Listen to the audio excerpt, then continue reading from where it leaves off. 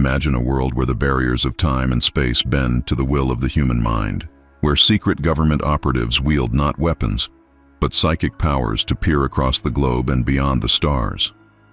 This isn't the plot of the latest sci-fi blockbuster. This is the real, classified history of Project 8200, beneath the surface of everyday life, hidden in the shadows of covert operations. A select group of individuals known as remote viewers embarked on espionage missions more bizarre than any fiction. They infiltrated the most secure facilities, unearthed alien secrets, and even glimpsed activities within mysterious, submerged bases deep in oceanic abysses, all without ever leaving their chairs. Tonight, we uncover the chilling accounts of how these psychic spies use their extraordinary abilities to bridge other dimensions and interact with entities from different worlds. From the cold, silent depths of Mount Hayes to the eerie, spectral corridors of underwater realms, these are tales of unexplained phenomena, government cover-ups, and the spine-tingling realization that we are not alone in the universe.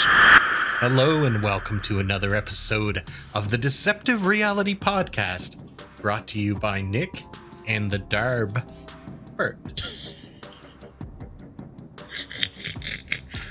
DARB, listen, I've never been called a DARB before.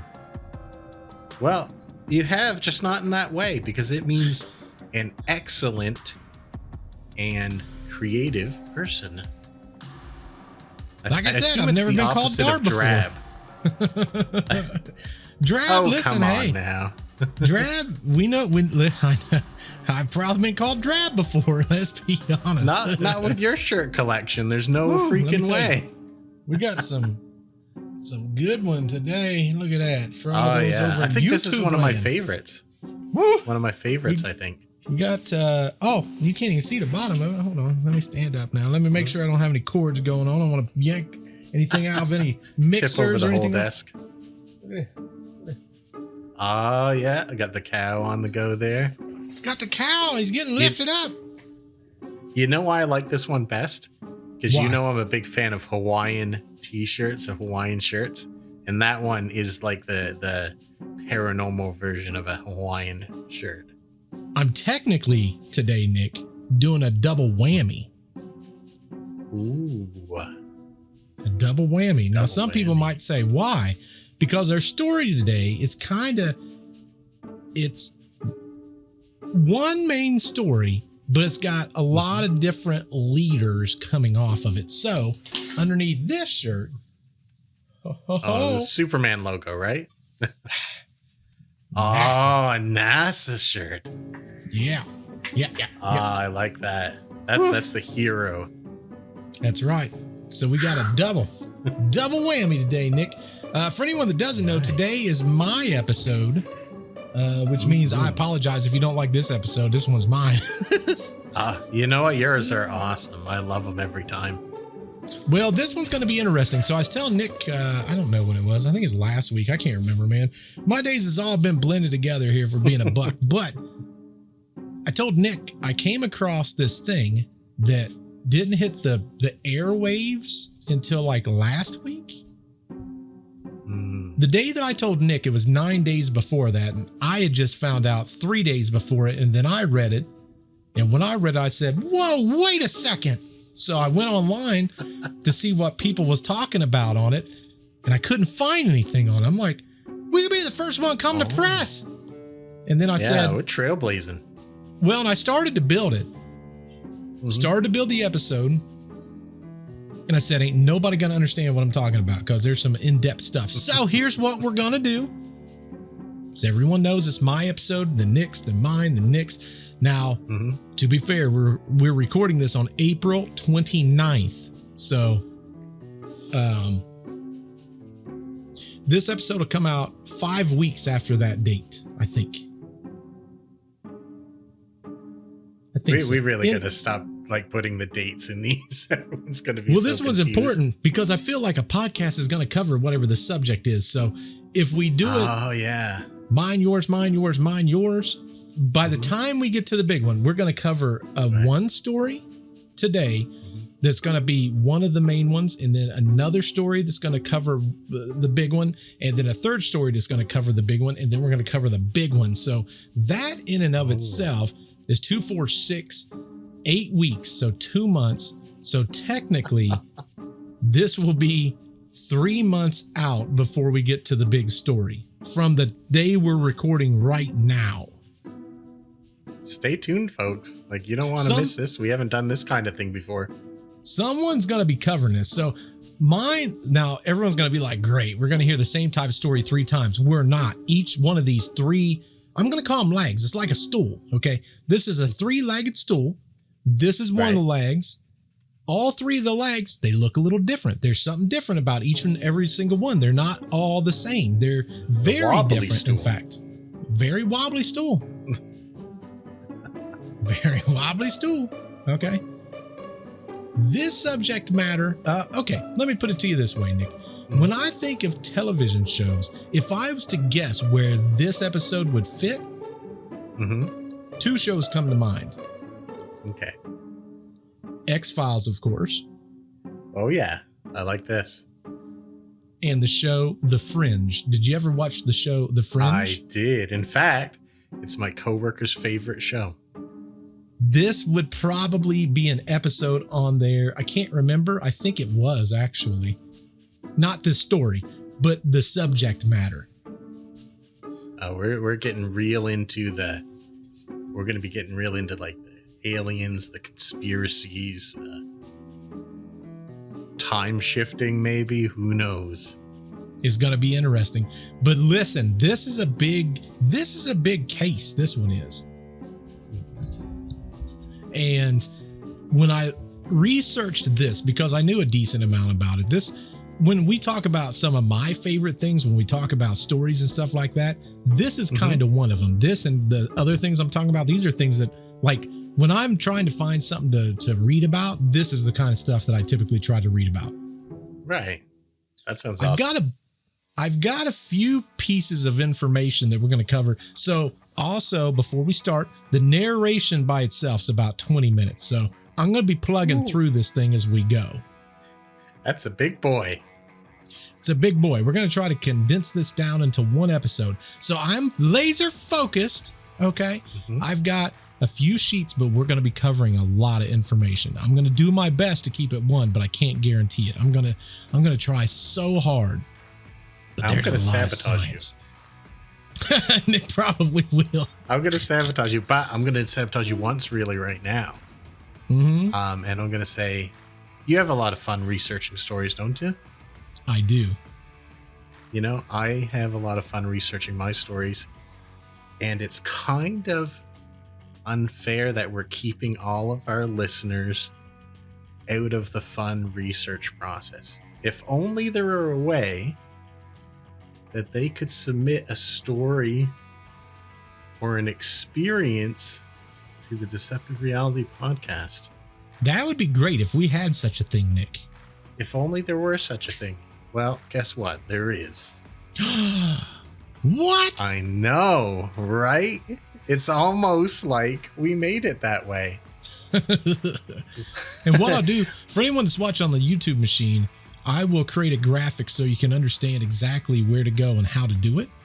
Nick will explain the ins and outs of it, though, but I'll at least put the graphic right here. Ooh. Yeah, so what you're seeing in, I guess, this wherever Bert puts me, somewhere in this screen, if you go to deceptiverealitypodcast.com and look in the upper right, there's a submit a story button.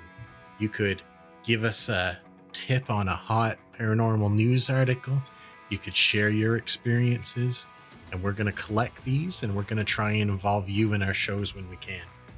Ooh, how exciting is that, boys and girls? You get to come along on the ride. The inner circle. That's what you're going to be, inner circle. That's right. That's right. And listen, if you put your name on there, okay, understand we're going to say your name. So however you want your name on there when we say it, because when we say this was submitted by fill in the blank. So put a good name on there. Make sure it's politically correct. Make sure that it is PG-13. Make sure that I'm going to double check some of these words too, because some people get crafty and I don't know what words are. Like when people say they're capping now. He's capping. No cap, no cap. That means like shooting a cap gun, right? Nope, it means lying and no lying. I found that part out. Your kids must help you with that. They did not. I went to the Google machine. Darn, what's the use of these things? I'm just kidding. I should also mention, because otherwise this is going to be completely unfair. The way we typically build our narrations is the first narration bit is the lead up to tell what the story's about. Yoink! I got rid of that because I didn't have room for it. So we're going straight to the story. It's 20 minutes without that? Yes. We better get onto this wild ride then, I'd say. In California, at the Stanford Research Institute, two innovative scientists, Hal Puthoff and Russell Targ, started a bold experiment to test the limits of the human mind.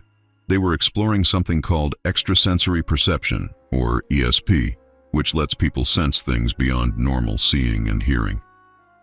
Their search led them to Ingo Swann, a very interesting man who said he had special psychic powers.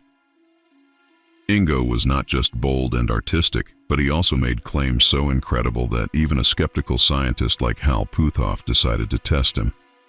Puthoff set up a tough test using a big device called a magnetometer, hidden under 30 feet of concrete, which could detect tiny changes in magnetic fields. Ingo couldn't see the device or know what it was for, but he described it perfectly and even drew what its readings looked like at that moment. He did something even more amazing by changing the device's readings just by thinking about it, which set off alarms in the lab. The CIA noticed Ingo's abilities and saw them as a big chance to improve their spying techniques. They gave money to the Research Institute to develop what they called remote viewing, where Ingo could see places far away without being there. This made Ingo known as the father of remote viewing. Another important person in this project was Pat Price, a former police officer who also had psychic abilities. Pat was more serious and down-to-earth compared to Ingo's lively character.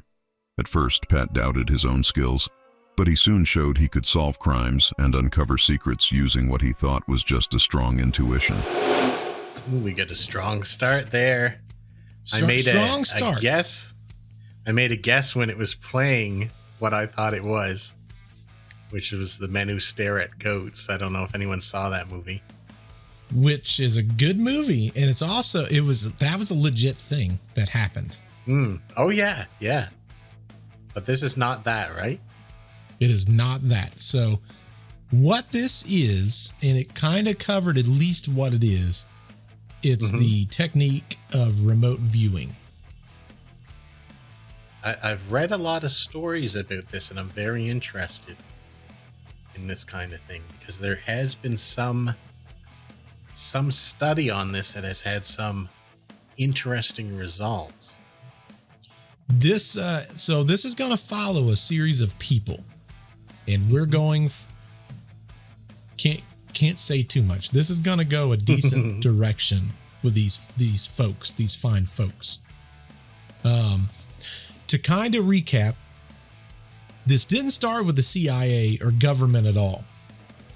So what happened was Stanford Research Institute, everyone knows it from the good old state of Cali. They had a department. All they did was research.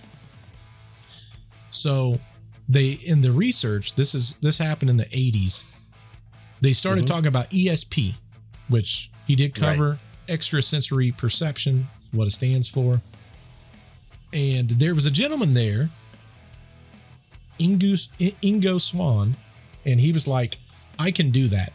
Not only can I do that, but like I'm a specialist at it. It sounded like he was super cocky about it. He was. Like that's what it made it sound like. Like he was quite flamboyant and like a showman almost. Very much so. So they want to test him because there's a guy called Hal Puthoff, is his name. And what Puthoff was a skeptic. He's like, I don't believe it. We got this what's it called? A magnetometer? Yes, magnometer. What's it called? Magnetometer? Magnetometer, yes. So he said, he didn't tell him what it was. He just said, here's roughly where I want you to do it. If you don't need to know what you're looking at. So he ends up going down. He has no clue what he's looking at. And he's like, yeah, I can see wires. I can see metal. I see a graph. And remote viewing is they typically will draw when they're in the middle of it, doing it. And what he did was he drew a basically kind of like a tremor pattern. Right. That's sort of what I'm picturing here. Yeah. So he ends up doing that. And then he said, I think I can make this thing move. So Puthoff's like, okay, you say you can do it. Let me see. So all of a sudden, he starts moving the sensory on the device with his mind. And as he does that, he sets off alarm bells everywhere. Now, what this didn't cover is that device that he went into was the device that we used to look for nuclear subs from the Russians. I was just reading that to double check that I had said the right word. Yes. So all these alarms start going off all over the place, and it freaked a whole bunch of people out. Because they're like, oh my gosh, the Russians are here with a nuclear sub. They should have got him to play with something a little less important, maybe. Maybe. So Stanford gets a call from the CIA. CIA's like, what is going on? So he tells the CIA what's going on. Because again, this is just research at a college. And they're like, yeah, we need that. We need that. Okay. We're not happy about the thing going off. But you know what? We can overlook it. We can overlook this. So the initial thought was, well, they want me to go and they want me to move stuff. They didn't want that at all. They wanted to be able to direct him somewhere and then spy. That was the whole purpose. So sounds easy enough for him. Absolutely. So the CIA starts building a program called Project 8200. Okay. There's another man. His name is Pat Price. And Pat worked he was basically like a police officer, and he was able to figure out homicides with his psychic abilities. And they caught wind and they're like, we need you also. Forget solving homicides. Let's just leave that to correct. the side. Well, he retired. He was an older guy. He had retired from the police force. So they bring him in. Now, when we look at the backgrounds, because I've got all the background information for everyone, Ingo Swann, he was an artist by default. Okay. Which is probably why he's got a little bit of flamboyance, because you got to kind of have that. I'm a specialist. I'm in the zone. I know what's going on. You know what I mean? He's got the artistic flow. Yes. So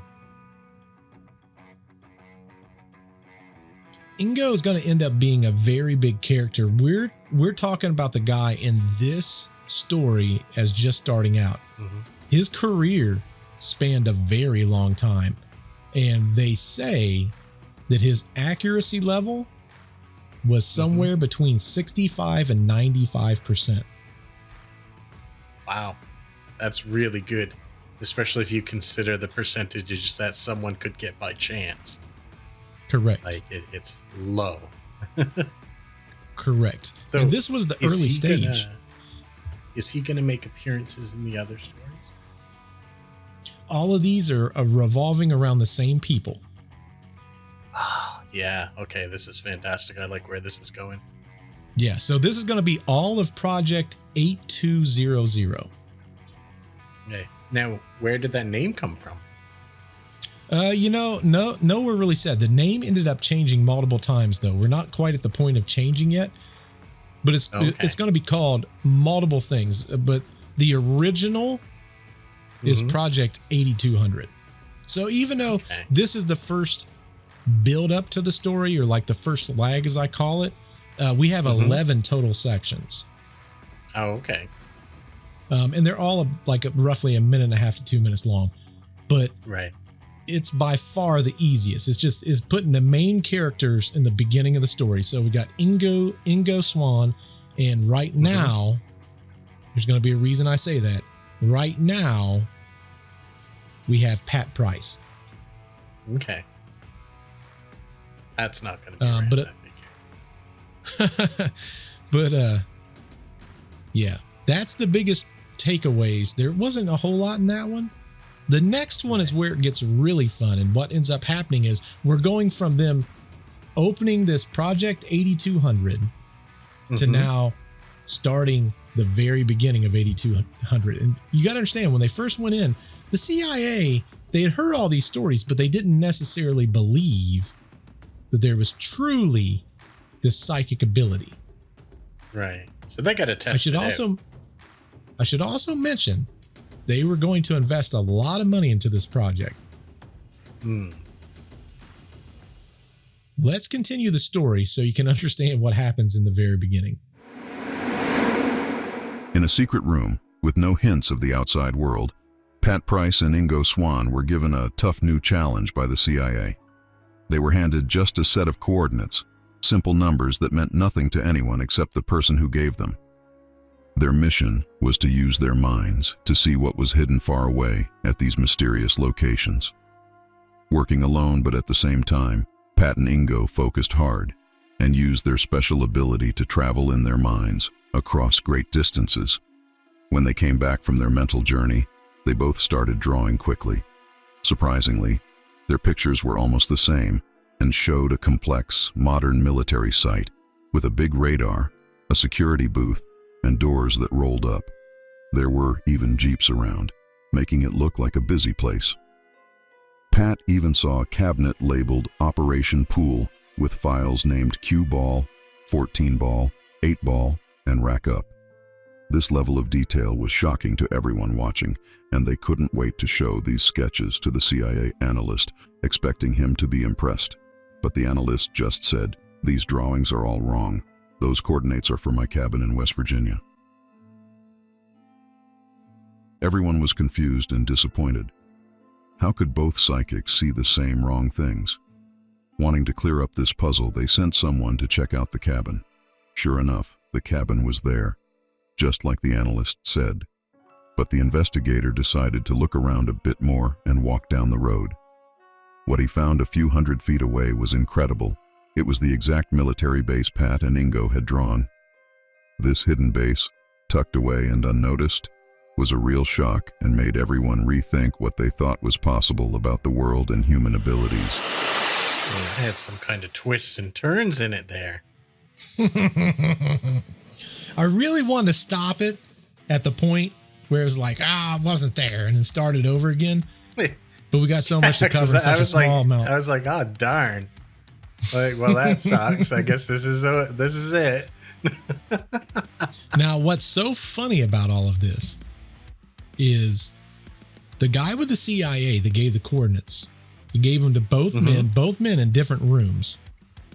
Right. So he hands it to him and he goes, here's what I want you to look in. Now, what he didn't tell him is it was to his cabin in West Virginia. Right. And the reason he gave it to him was because he knew what his cabin looked like on the inside. Right. Makes sense. Not a big deal, right? If you're going to test someone, test them on something you know extremely well. Right. If you got a cabin in West Virginia in the middle of nowhere, the odds of them knowing that cabin or what's there are rare to none. Even if they knew the coordinates, which no one's going to know the coordinates, but let's say they did. Again, this was the 80s. They couldn't go to Google Maps and see what was there. That's right. That's right.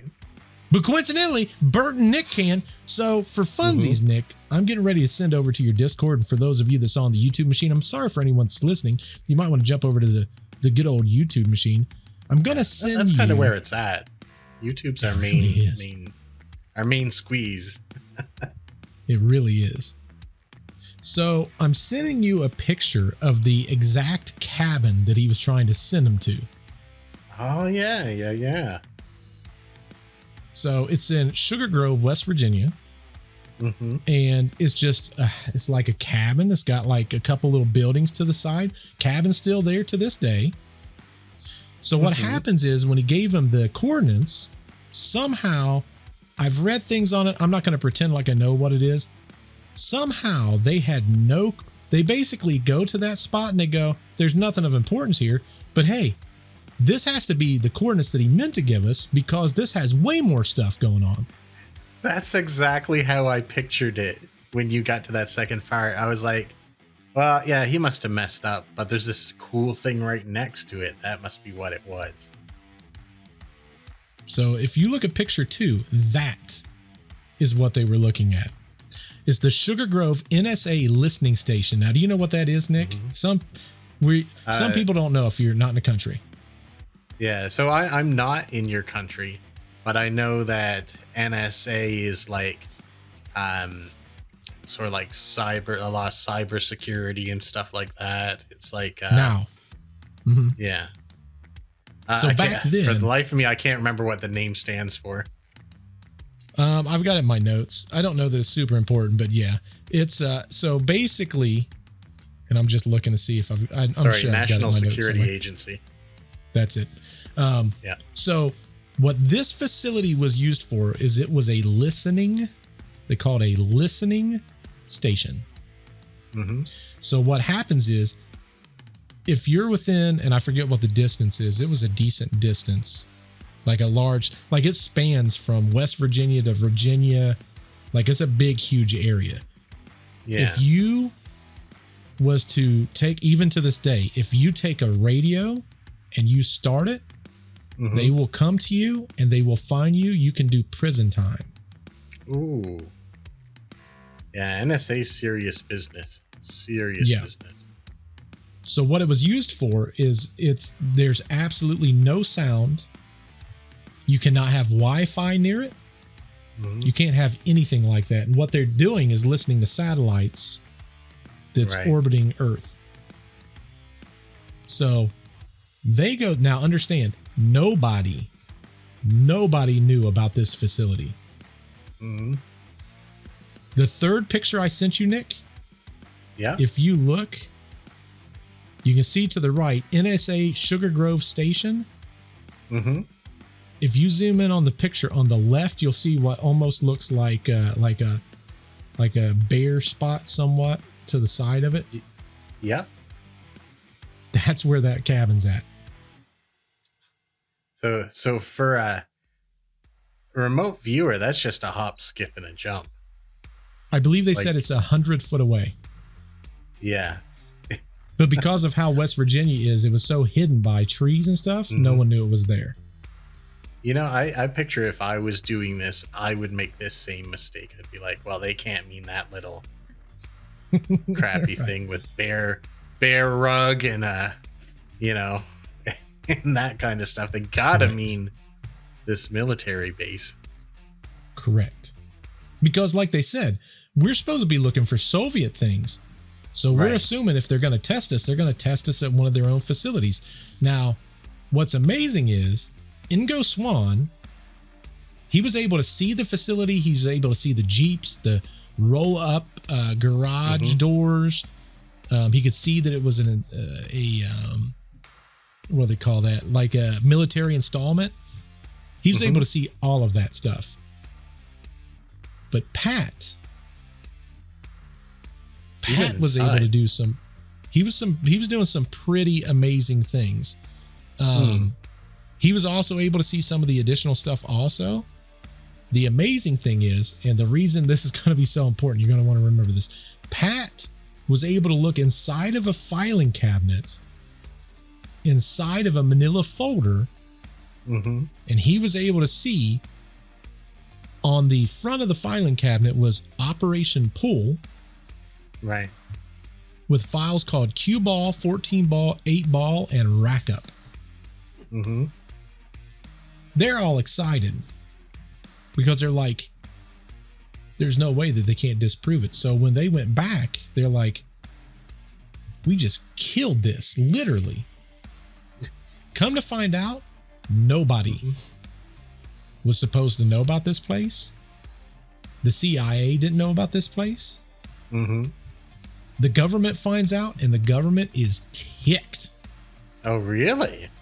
They're like, this is a national security threat. Nobody knows about this. We haven't told anyone. And the fact that you just released top secret clearance of our operation, as well as the Cue Ball, 14 Ball, 8 Ball, and Rack Up, that is top security. The president doesn't even know about this.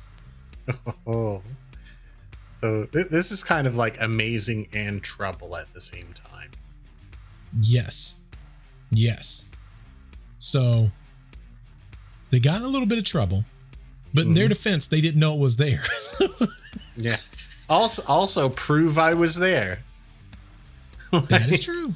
You must have security cameras. You must have this, that, and the other thing. Prove I was there. Correct. So they're just literally knocking the cover off the ball.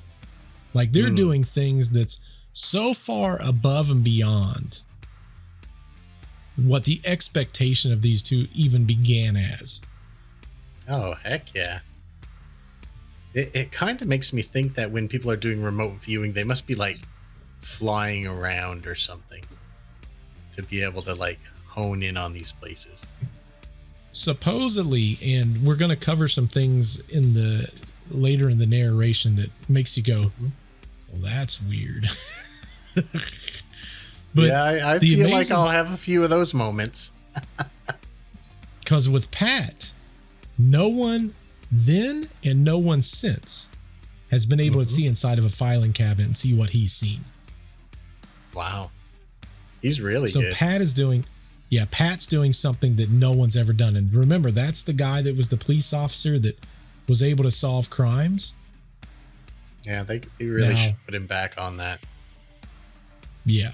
Now, what's amazing is they have remote viewers nowadays that remote view into the paranormal realm. And by paranormal, I'm talking ghosts. I was wondering if this is maybe where this is going to lead. Like I'm coming up with theories in my head. A lot of them have horrifying endings, though, so I don't know if that's this. We'll see. They generally do. So when we look at this entire thing, the amazing thing is with remote viewing, I've always thought of when we think of psychics, right? Some psychics are remote viewing. Some are able to look at the future. Some is able to determine what happened in the past. This really goes back to kind of what we talk about on a dimensional scale. So for anyone that also doesn't know, the eclipse that just would have happened, a couple weeks ago, I think? Yeah. With the eclipse that occurred, they opened up CERN, and what they coincidentally, I'm sure I'll build an episode on that sooner or later, but they basically created CERN to be able to create black holes. That's basically what the intent of it was. Now, we talked about the Montauk Project. You guys are going to want to go back and watch that if you've not watched that. They're all trying to do the same thing, which is open up portals, is what the other side believes. It always seems to come back to that. It does. Even some of our less scientific, more paranormal stories, I'll come back to portals and national parks and all this kind of stuff. The way they say it is that if a government can control dimensions, they have a leg up, which is why it's so important to them to do this. What they said the last time is it was just a coincidence that it happened on the eclipse. But what they said they do is they slam these atoms into each other, and it causes a micro black hole. And when they do it, I think they send something like, it's like 18 million or 180 million at each other particles. Yeah. Hoping it's that hard so to many get them to and only collide. out of whatever that big number is, like 180 million or something, like 6 hit each other. Mm-hmm. But what they look for is when they hit, they assume they're going to see certain particles or certain matters that are created when that occurs. When they create a specific matter, they can chart it. If something pops up that they don't know what's on their chart, they go, that's something new. And what they're looking for, what they say they're looking for, is the God particle. Clearly, if the Big Bang occurred, which is what science says, there had to be a God particle that created the matter. And that's what they're trying to figure out. Okay. I hear they're also making antimatter too, though. Correct. And that's scary. Correct. Yes.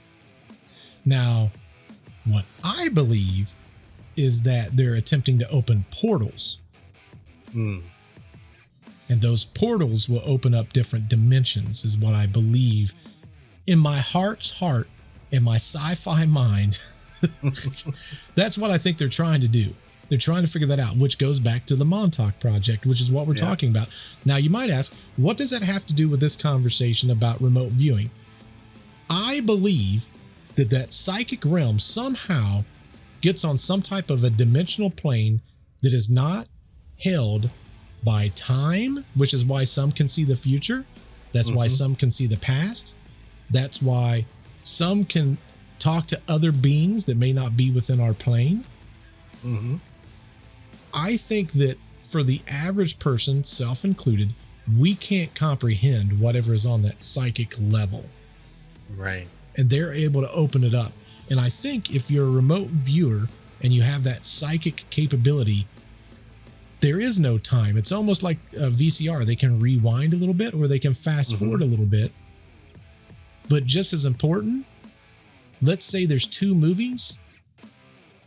Maybe they can go to the other movie or another dimensional plane, which is kind of maybe going to come up somewhere around here. Maybe they're slipping out between them.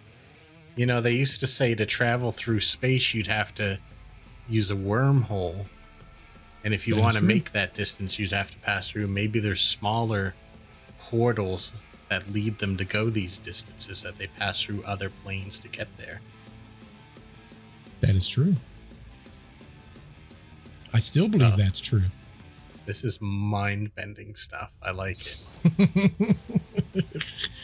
Well, this next segment, obviously they screwed up. We know they screwed up. There's no way around it. But they screwed up in a good way. Yes. But they screwed up in a good way. This next section, we're going to go into a whole bunch of different things. But we're still going to kind of stick to this narrative story. Do you want to hear what that is? I do. Is this going to be like a montage of adventures that they go through? Yes. We have like the wavy screen of memory here. Ooh. There will be. Let's go on an adventure. Pat Price and Ingo Swann, 2 people with special psychic abilities, were given a seemingly simple task by a CIA analyst. They were to focus on coordinates that were supposed to lead to a vacation home in Sugar Grove, West Virginia. But their psychic journey took a surprising turn.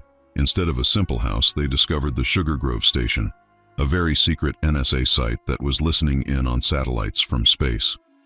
This place was super important, and ironically, the CIA analyst who gave them the coordinates lived very close to it without even knowing. The station was in a special area called the National Radio Quiet Zone, where any kind of radio signal is not allowed. This rule helps keep the station's work secret and undisturbed. When Pat and Ingo accidentally found this secret NSA place, it caused a big stir among powerful people in the government. They were worried about how secret information might have gotten out. Despite the trouble, this incident showed just how good Pat and Ingo were at psychic spying. Seeing this, The CIA decided to use their talents to focus on their main enemy at the time, the Soviet Union. Pat continued to use his abilities and soon was looking into a Soviet site. There, he saw a huge crane and big metal spheres, part of a secret project that wasn't working well. But his journey didn't stop there. Something mysterious pulled his attention even further away, to a lonely and icy Mount Hayes in Alaska.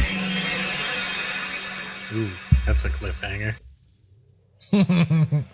So a lot of people's probably like, well, why did you explain all this if you let the narration explain it? I want the narration to kind of divvy that up because we're going to be covering stuff in every single section. I didn't leave none of this, okay? Yeah. I didn't leave none of this. It's a lot blank. easier for me to ask you questions when you do it this way too. Yeah, see? There's always purposes behind my thought process, Nick. Yeah, there's reasons for this madness. There really is. So the interesting part of this story, obviously it covered, or should I say this section, everything was covered as far as Sugar Grove, the stuff we talked about already. But then it talks about, okay, now the CIA is kind of divvying in. They're like, okay, if these guys can do this, especially Pat, we got to get him on the ball for this Soviet stuff. We need to figure out what the doggone Soviets are doing. We need to figure that out. So they give the coordinates and then they start kind of looking at this base. It's got a dome, which they determined was for nuclear testing. Figured that out later. They saw a huge crane, and that huge crane was pulling stuff in and out. They didn't know that until they started getting some aerial photography. They proved that that was correct. Yeah. But the interesting part of this is while Pat's the only one. Pat's in his zone. He said while he's observing all this, not very far away in Alaska, because as you know, Alaska's not very far. That's why the Soviets want it. While he's zooming in on this area, something's pulling his attention away. And he starts kind of mixing up the things that he's drawn out, and they're getting confused. They're like, what is this? And he goes, it's nothing. It's just sometimes, we got stuff. So he starts lying to the CIA a little bit. Oh, interesting. He didn't want him to know there's something. Sorry, I was just going to say that. I mean, those things are kind of close to each other, like the Soviet Union and Alaska. But it's not something like you can take out your binoculars and sort of see what's going on there. So what strikes me is what kind of things can catch someone's attention when they're remote viewing? Like, is it a big glow they see on the horizon, or are they reaching out further with their mind? Like, I'm really curious about this stuff, and I know you can't answer it, but that's the stuff I think about. I can answer a little bit. Okay. The way he explained it, and he does a pretty good job of explaining how things work to a degree. Okay. He said it's almost like magnet. Or like for us, it's like a pull. Yeah. So, okay. Like everything else, like in real life, if you sense something, sometimes you'll look over in that direction, and that's kind of what he's doing from a reading standpoint. Is he feels something and kind of glances over there like, what is that? But it gets mixed up in his other stuff. Right. So they start asking him questions and he goes, no, like there's nothing. That's just nothing. It's just as I'm going there, I'm picking up stuff and there's nothing there. And they're like, well, you're talking about Alaska. Like what's in Alaska? What's at Mount Hayes? Now, do you know anything about Mount Hayes in Alaska, Nick? I don't, but I feel like you don't want to get in trouble again. That's correct. He doesn't want to get in trouble. But in his defense, he has no clue. All he knows is something's pulling him. He can't quite figure out what it is. He's completely confused, but something is trying to get his attention. Okay. Because again, he's getting coordinates, but just to be a normal person, his mind would never go there. He has no use for it. So it's not like he just looked. It's not like the best. This is a horrible explanation of this. For those of you that's watched Lord of the Rings, when you got the ring, what calls to you? Sauron? The Eye of Sauron. Yeah. It's probably like that to a degree. Is Mount Hayes a big eyeball? Looks at So the interesting thing about Mount Hayes, and we're going to go into a little bit of it. I'm not going to go too deep into it because we're going to go into it a lot more in the near future. But right. Mount Hayes has some pretty significant things going on. Okay. How much do you know about Alaska? It's cold. You had someone running for president from there who really liked guns. That's true. about it. That's about it. It looks like it's part of Canada, but it's not. Kinda, yes. Very much so, yes. Something interesting. No, I'm not going to cover that yet. We'll come back to that. Okay. I'll come back to that train of thought. Because that's what I'm talking about. Yeah, it's gonna lead you guys in the wrong direction. I don't want you guys to go that direction yet. Yeah, I don't want us to get lost. But there's a lot with Mount Hayes from a paranormal standpoint that honestly I could do an entire episode on Mount Hayes. Oh wow. Yeah. Yeah, and I've never even heard of it. We're just glancing past it. We're just right. Something's just it's like they're on a freeway.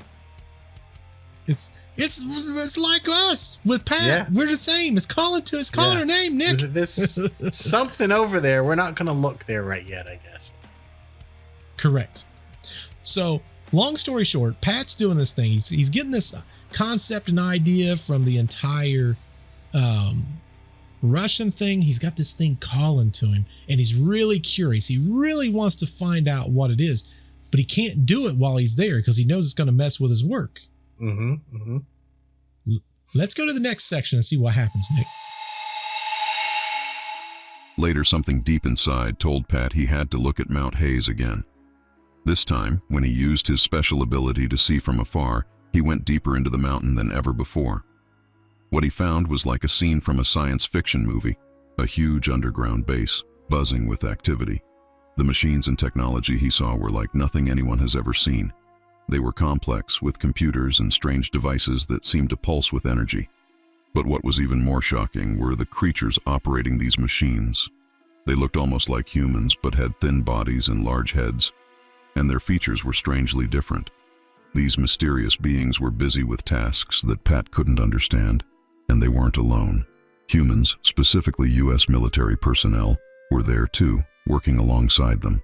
Pat wondered if this was a secret partnership or if something else was going on. The whole scene was so bizarre and frightening that it really scared Pat. He realized the huge impact of discovering such a secret place could have serious consequences. Just a few days after seeing this, Pat was walking through a busy hotel in Las Vegas. He was just another face in the crowd until someone bumped into him hard. Suddenly, he felt a sharp pain in his leg, and then everything around him faded to black. Oh, that's not good.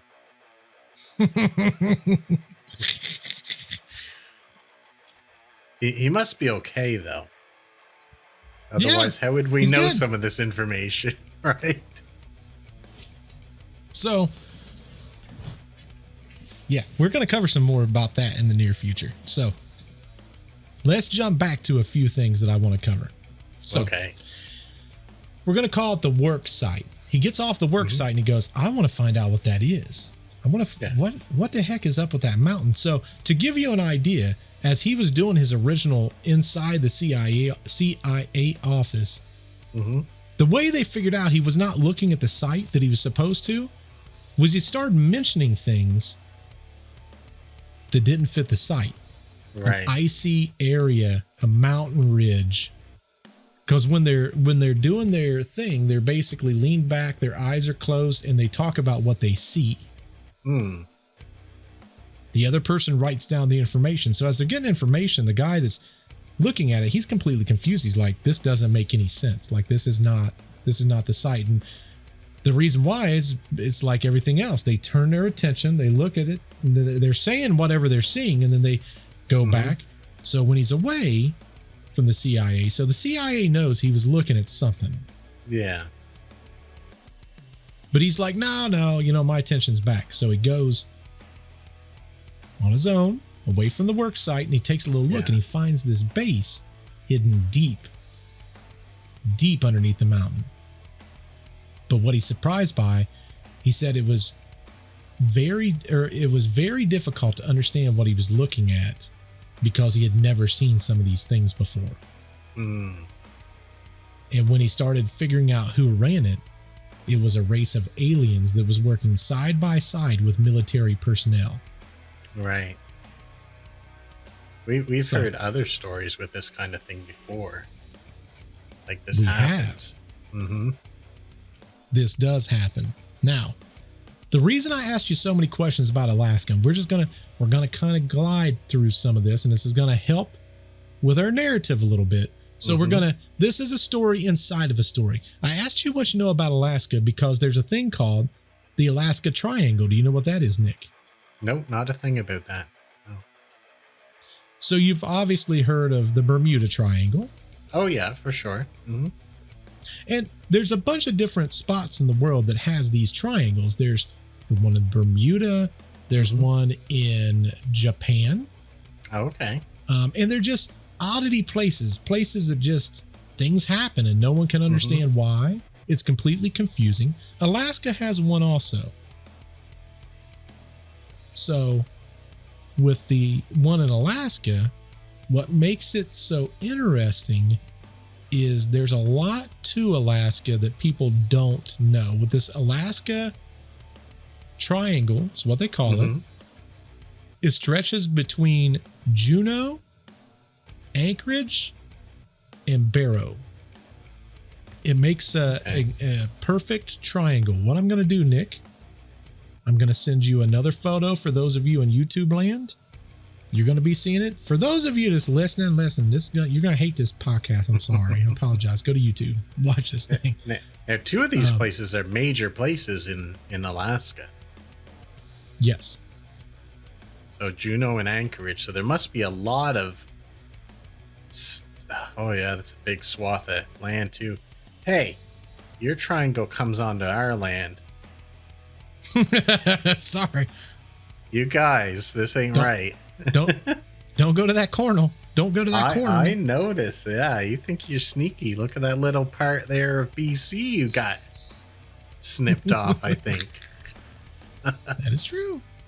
We do a little glancing around, Nick. It's fine.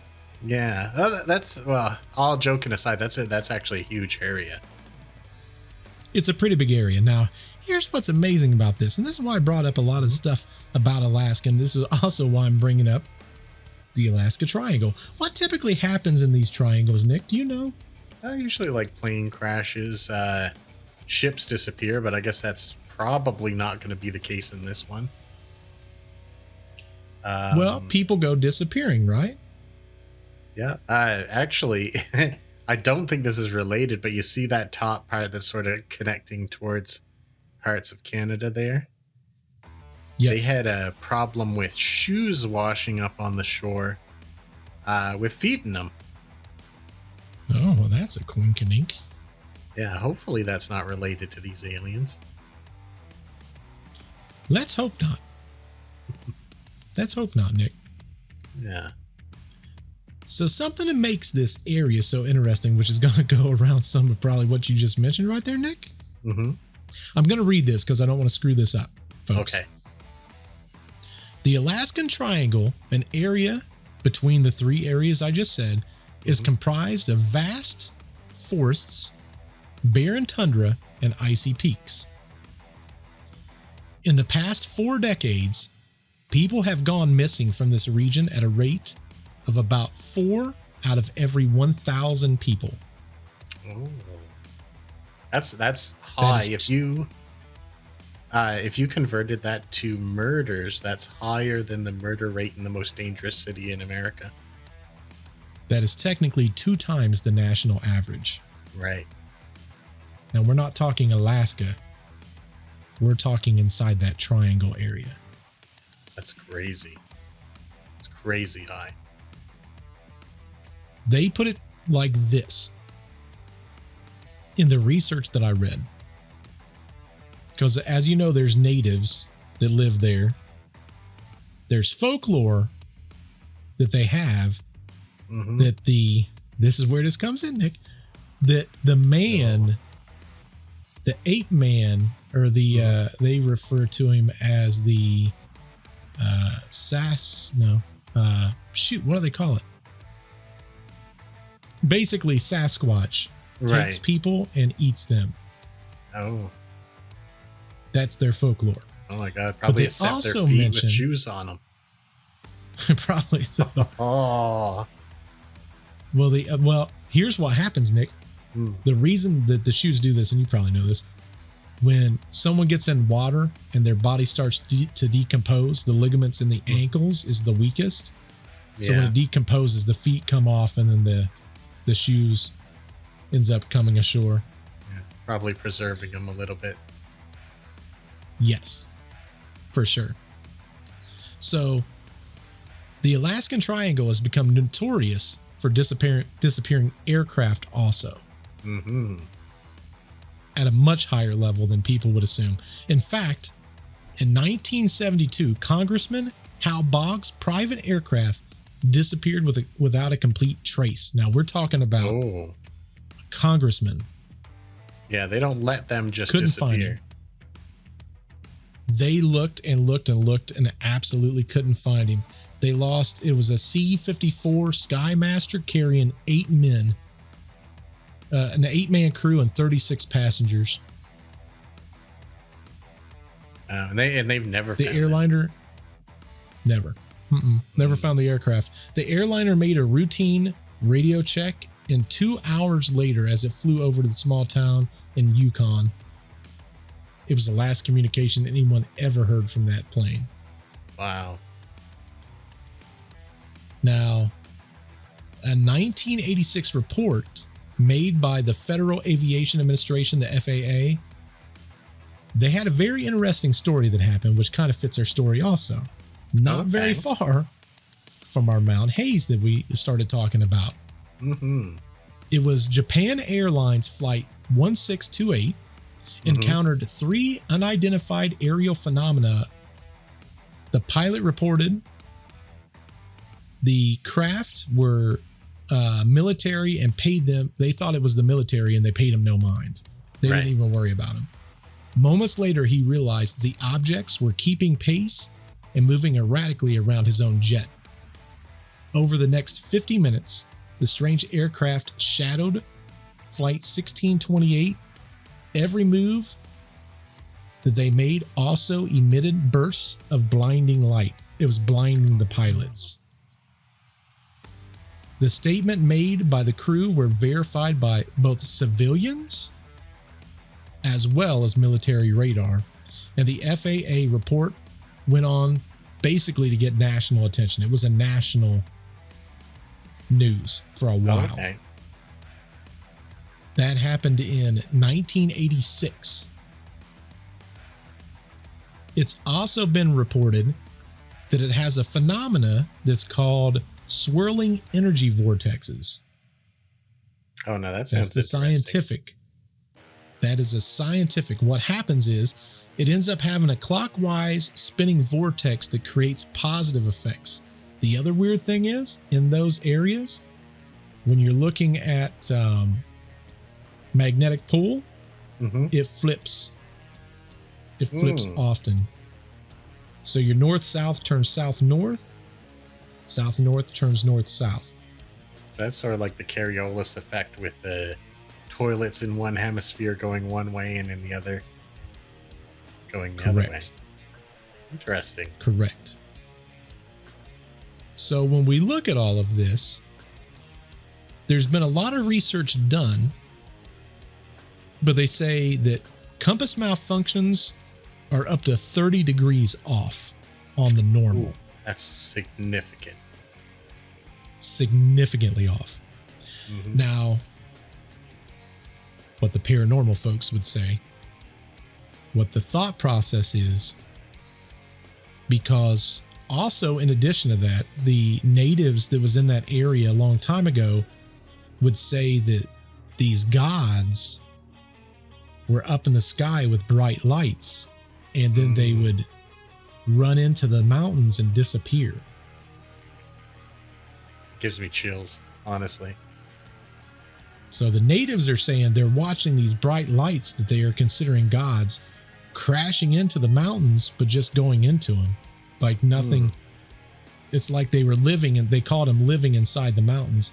What paranormal folks are now saying is that UFOs have bases that's built inside of this mountain, and this mountain, the reason that everything is off is because they're basically manipulating all of our gravitational pulls and stuff so that they basically can go into solid. It's almost like a portal that they can get in and out of. What I find interesting about this is he was remote viewing like military people working with the aliens, but the aliens must have revealed themselves to the military, because back when the native stories were happening, they were still going in there and there wasn't anyone there but the natives. So correct. Now that's freaky. Correct. Kind of freaky, isn't it? Oh yeah. Like I said, that gave me chills. I sent you literally what the mountainsides look like. So sheer rock faces. The mountains. Yeah. And the interesting thing about it is Pat, if you remember, Pat is the one that he could see inside of the files of the military installment. Mm-hmm. He's able to do something that no one else has been able to do. And now, when he was in the CIA, he's doing this Soviet thing. It's getting his attention off. He's kind of seeing something over there. Mm-hmm. It's getting reported by the CIA. Then a few days later, he's in Las Vegas doing a thing. Someone bumps into him. He feels a pain in his leg and he kind of falls over, and that's where we left the story. Yeah. You want to see what happens to Pat? Oh, he's got to be okay. Pat's got to be okay, man. Come on. We can't lose Pat like this. He's one of the major people in the story. Yeah, we can't lose Pat like this. Yeah, let's see what's happening. Where's Pat? Where is Pat? The day after Pat Price had a scary moment in a Las Vegas hotel, he began to feel really sick with stomach cramps. By that evening, things got even worse, and sadly, Pat was found without life in his hotel room.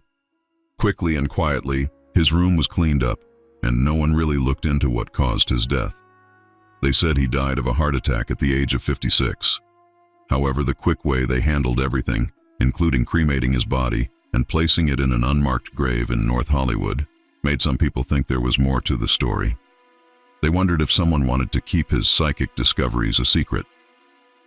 Pat had only been working with the CIA for a short time, less than 4 months, but he had done some amazing things. His work did not go unnoticed or forgotten. A few years after his death, the CIA continued what Pat had started, but under a new project called Grill Flame, which later changed to the famous Project Stargate. In 1980, a man named Skip Atwater took over the project.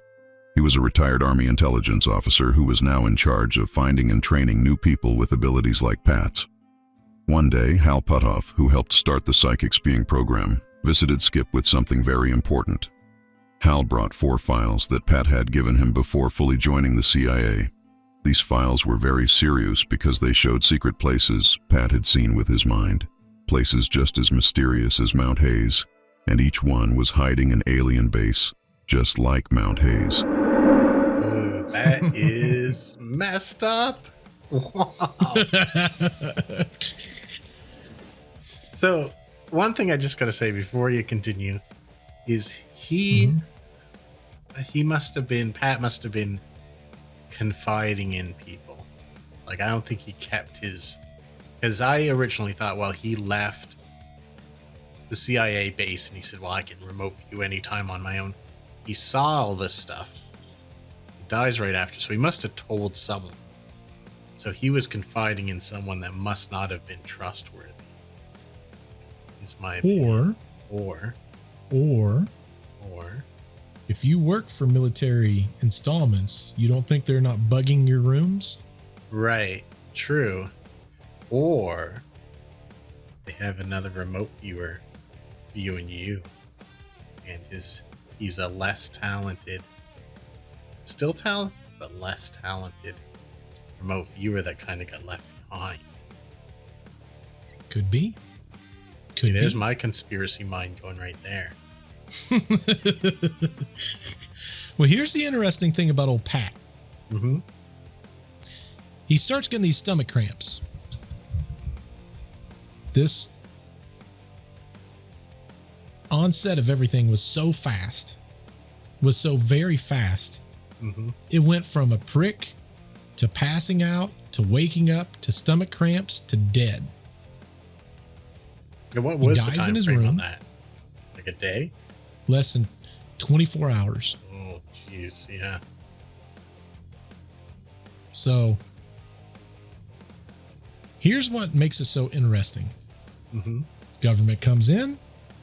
Well, Pat's dead. That's sad. What a surprise. They take his body. They pull it out of the room. Typically what happens? It's a crime scene. Yeah, investigation, autopsy. No, nah. Nah, we don't need none of that. Listen, it's fine. Oh, Pat had a heart attack. What do you need to confirm it's a heart attack? An autopsy, right? Yeah. Pat didn't have an autopsy. My understanding of the narrative is they rolled him into a fire right from the hotel room into a fire into the dirt and didn't put a marker down. Pretty much. Which that Here's last part is real disrespectful. Here's the exact things they did. Right. First off, in that cemetery we're talking about, he's marker 700. The grave is still there. If you're ever in that area, go to marker 700. That's his grave. His name's not on there. It's almost like they erased him from history. But he dies. They come in, they take the body, they tell the police, don't worry about it, we're the government. Well, what do you want to put on the death certificate? He died of a heart attack. Yeah. They take him, they cremate his body, they put him in the grave, and then they tell his wife after everything. This is terrible that they can just do this to someone.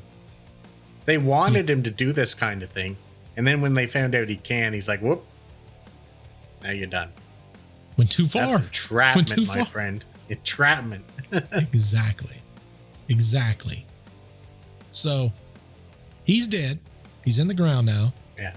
By far the most talented they've ever had. And as we go through this story, the most talented they'll ever have. Right. No one's ever done what he's been able to do.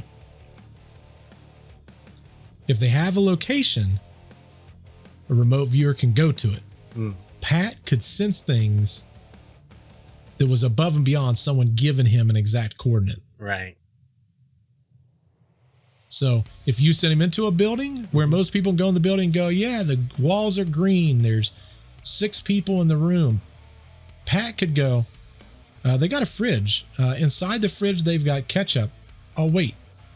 Inside the ketchup, looks like an insect in there. Like he could do things no one else could do. Yeah. I think they made a big error, to be honest. Big error. Yeah. Huge error. If someone can do that, why would you want to kill them? Right. Unless the secret's much bigger than that, even. Unless the secret is so much bigger than that. This reminds me of like a TV show where you like bond with this character and then they're like, oh, but then they died. Correct. It's like, I keep going back to Stranger Things, Bob. Remember Bob? Yes. And they're like, oh, he's like 3 feet from the exit. He's a hero. He made it. And then all of a sudden, like, nah, Bob gone. No, he didn't. Hope you didn't like Bob too much. I know. I'd say spoiler alert, but come on, by now, really? Yeah, it's been out there for a long time. 1,000 years between seasons. Like you've had your time. Correct. I thought it was weird. Of all the things they did, though, then they buried him in an unmarked grave. It's almost like they was erasing him from history. Yeah, it's like it's not enough to cremate him even. Like people can't even get his ashes. Correct. Correct. And 100% done by the government. Now, new leadership happens in 1980. A guy named Skip Atwater. For anyone that knows anything about remote viewing, you probably know the name Skip. He was kind of a big deal. He basically was the guy that was recruiting a lot of these people. He had a good kind of concept and idea as far as what's going on. Mm-hmm. He was a big ad for the CIA on this.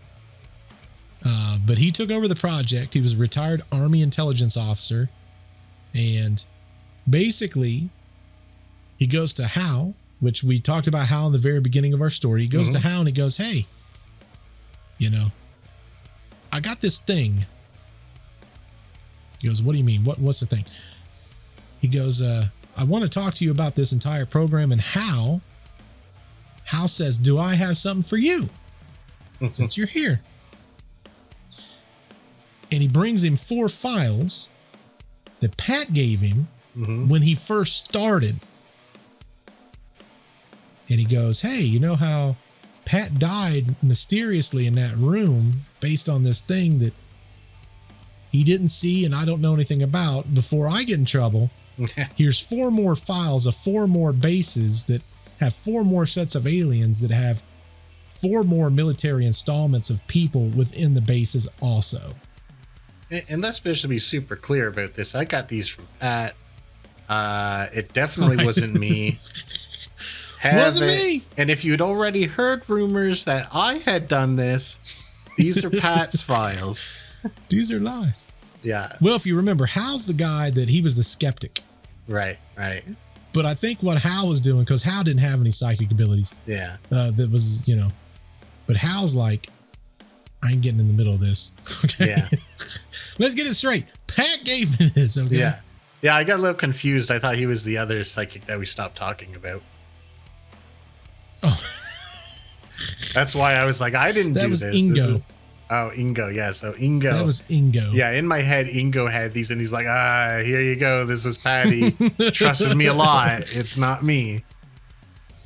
No, Ingo's coming back. We'll be talking about Ingo here in a little bit. Yeah, he was kind of benched. So, right now, he kind of was, man. Listen, we was getting into the whole Pat life, man. Yeah, I think Ingo was spying on Pat, reported it so he could get top chair. That seems like an Ingo thingo to do. Well, think about it. We've completely changed all this stuff. Now, we went from new leadership of Skip. Underneath Skip's going to be Hal. Underneath Hal is going to be Ingo and other unnamed people. That's right. We'd probably prefer it that way. Yes. Now, the interesting thing about the entire, when we look at everything, is now we've got 4 more bases with 4 more sets of aliens that's working hand in hand with 4 more sets of military personnel that Pat gave. Now that Pat gave these coordinates, now other people can go in and view these destinations too. Right. So Pat was like the main seeker, but now that he's uncovered it, he's blazed the trails for the slightly less talented people. He's planted seeds is the best way to put it. Yeah, that is better. So this next section is going to go into interesting territories, how I'm going to put it. Okay. Let's go to that. Now, let me get your opinion on this, Nick. One evening on July 28th, 1982, an important moment for Project A200 unfolded in a quiet, dimly lit room. Skip Atwater, who used to work in intelligence, was now in charge of a special CIA program that used remote viewing, a way to see distant places with the mind. He was about to start a session that could reveal big secrets about national security. Sitting across from him was Joe McMoneagle, a man known for his incredible ability to remote view. Joe looked calm and ready, armed with nothing but a pen and paper. Skip followed the rules perfectly. No hints, just a set of mysterious numbers for coordinates: 63 degrees, 39 minutes north, 146 degrees, 45 minutes west. These numbers were supposed to lead Joe to uncover something hidden deep under the earth. Joe closed his eyes and let his mind travel far away, over oceans and icy wilderness, to a distant mountain range. As he focused, his hand began to draw on its own. He sketched water, land, ice, and the outlines of mountains. What Joe saw wasn't just a place. He found a complex, a hidden structure in this lonely area, spotted by his mind's eye. Digging deeper with his vision, he saw inside the mountain a vast facility filled with tubes, pipes, and electronics arranged in a complicated network. At the center was a huge dome with a powerful emitter, sending out massive amounts of energy. Joe had a hard time finding words to describe the advanced technology he saw. It was like trying to explain a car to someone who had never seen one. Despite this, he understood that this place was more than a simple base. It was like a power station, possibly using a type of nuclear energy, hidden deep underground and shrouded in secrecy. His discoveries suggested that Mount Hayes was not just any part of the landscape. It was a key location for incredibly advanced technologies, possibly from beyond our world and beyond what most people could understand. And then his leg hurt, and that was that. Sorry. So, jumping ahead here. So Joe is big time. Joe is probably one of the most world-renowned, what they called remote viewers. He was known before this project was even out there. They bring him in and they go, hey, we got this coordinate we want you to look at now. To be fair, it's exactly where our dearly departed was looking. Rest in peace, Pat. Rest in peace. They said, hey, because you got to understand, the CIA has no clue what's there. They have zero clue. All they know is some of the information they've gotten, some of the stuff that, because you ask, how would they know? Well, they already had these 4 folders that our boy Pat had already gave up. So while he was at work, he was telling them information that they didn't know. So they send Joe and they're like, hey, go 63 degrees, 39 minutes north, 146 degrees, and 45 minutes west. First thing he does is he says, well, it's a freaking barren ice land. It's ice wilderness. It's over the ocean. There's distant mountain ranges. They said, focus in on that. We want you to focus. Can you focus into the mountain? He goes, let me see what I can do. And he starts digging. He goes, see pipes? See what looks like wire conduits? Then he goes, I don't really know how to explain this. Like, I don't even know what that is. Like, right. They're like, well, can you explain it? And he goes, I mean, it's glowing. It's giving off a color that I don't, like, that's maybe like an indigo. Like, they're like, okay, well, what's glowing? And he goes, it's glowing. It's glowing indigo. So when they pull him out, they're like, you got to give us more. Like, we don't understand what this is. And he goes, it would be like, and we've used this analogy before. Yeah, I really like about this people one, by the way. Yeah, because it's kind of a big deal. Like, if we went to someone in the 1800s and dropped off a car, like we mentioned that one time, they might figure out how to start it. Right. But they can't replicate it. No. They've never seen the things before. Yeah. So, if you went to someone from the 1800s and say, hey, can you roll up the windows on that car? They're going to have no clue what even a window is. Yeah. What rolling it up means. And like, your whole instruction's lost on them. Even if you said, we want the window to move up. If they got in the car, they'd probably try pressing the horn. Yeah. Flipping the radio switch. Like, they wouldn't have a concept of, because they're probably looking at the front of the car going, that window is up. Yeah. Like, I don't know. Or just the window's a window. Like, it's, where's the flaps that we close? Like, Right. Now, he said something very important, and I think that's how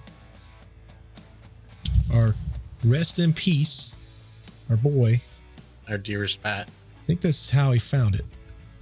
Huh? Our dearest Pat. Yes. Our dearest Pat. I think I know how he was able to find this stuff. It was exerting an energy in all of these locations that now Joe couldn't even explain, but he could see it. He goes, I don't know what this is, but there is definitely an energy, maybe nuclear, that is coming from the core of the Earth into this device, and then it's doing something. I don't know what it's doing.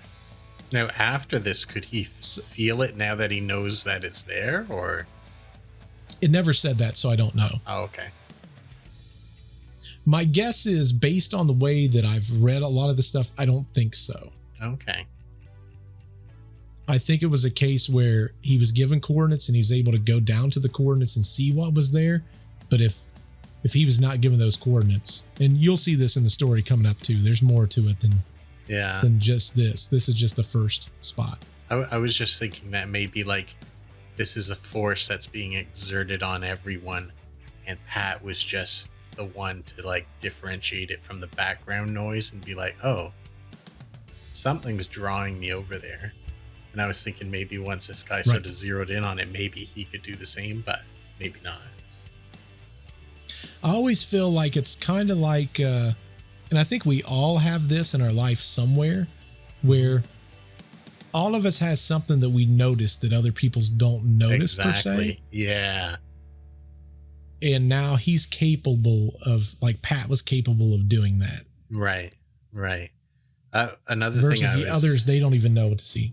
Yeah. And like another thing I was thinking is, you know how right now you and I feel like we're in a pretty silent room, right? Mm-hmm. But there's actually a whole number of things that are making sound in this room that just makes the background noise up for us.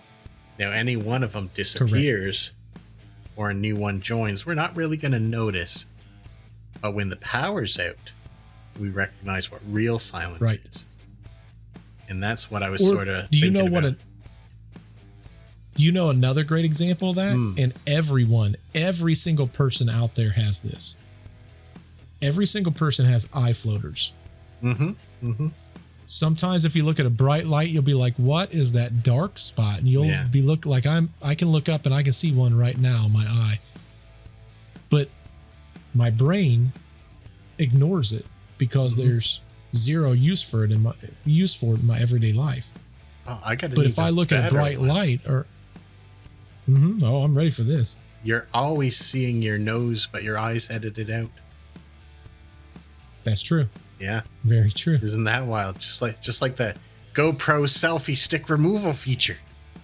That is true. Yeah, that is true. Yeah, I mean, if you look any time, you can see your nose if you look for it, but otherwise it gets edited out completely.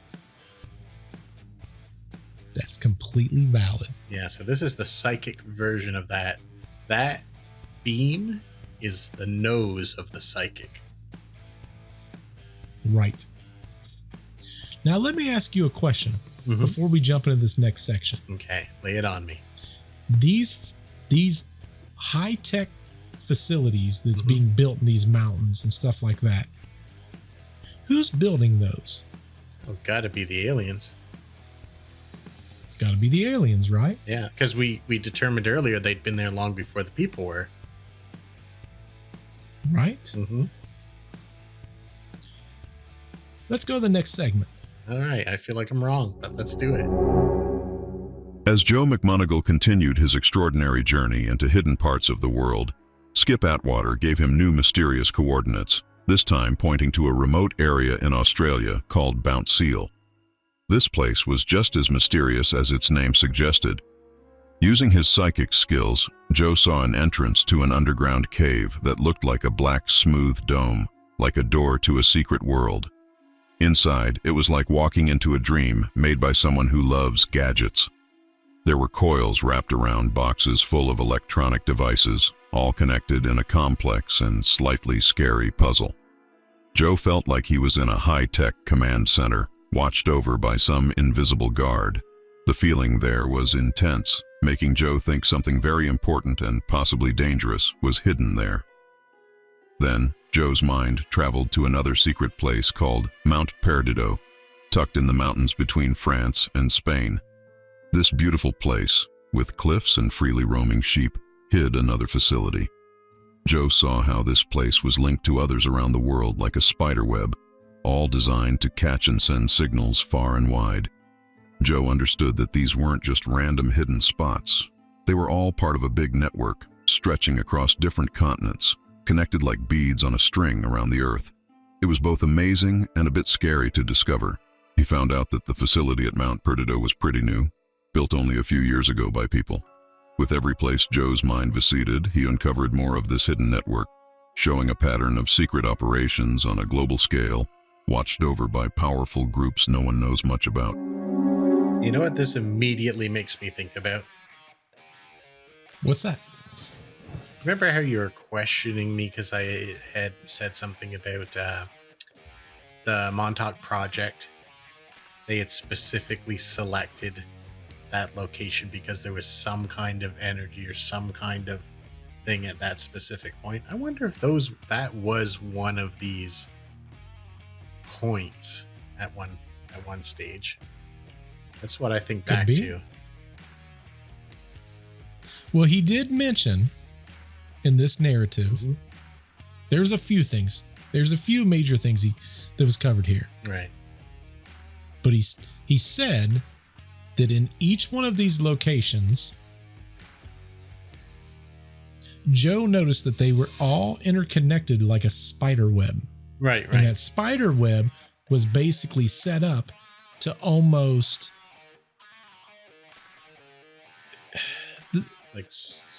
like yes, but on top of that, it was almost like power grids. Right. Is the best way to put it. Right. So, like with a power grid, you can get so much power, but if one goes down, another one can pick back up where the other was left off. Yeah, it's like repeating stations. Same thing here. Right. And that's exactly the way this felt. Right. Yeah. So when you look at it from that standpoint, it's like, well, that's kind of interesting that, that's where everything's kind of at. But another very important thing, there was this new one that was being built. And the facility was that Mount Perdido. And it was being built by people. Right. I feel like there was some direction from the aliens, maybe. Like maybe this is part of our partnership. That they say, okay, we need you to put in a little work here too. Correct. So one of the interesting things, and I did not cover this in the narration, at one point, it didn't really fit with the story, but whatever. So Joe was able to almost telepathically speak to one of these aliens. Oh, that's kind of a big deal. Kind of a big deal, but it doesn't really fit our narrative as far as what we're talking about here. But okay. He's talking to the alien. He's trying to figure out like what's going on. And the alien's basically like, I'm not providing information. Because here's the thing that we've not covered. We're now in their dimension. Right. Like we talk about all the time. We can't see them because they're in their dimension, but they can see us because they're one dimension up. Right. They can look down. We can't look up into theirs. My question is if we're able to see into their dimension, they can probably see us in their dimension. So now you got this alien going,